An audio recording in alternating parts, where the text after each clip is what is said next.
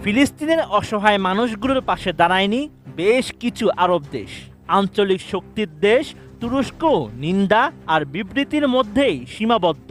এক ইরান ও ইয়েমেনের যোদ্ধারা নিজেদের যতটুকু রয়েছে তা নিয়েই মোকাবেলা করে যাচ্ছে ইসরায়েলের বিরুদ্ধে।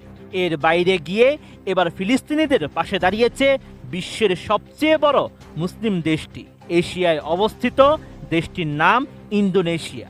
অবরুদ্ধ গাজা উপত্যকায় ১.৫ বছরের বেশি সময় ধরে চলা যুদ্ধে ক্ষতিগ্রস্ত ফিলিস্তিনিদের আশ্রয় দেওয়ার জন্য প্রস্তুত ইন্দোনেশিয়া।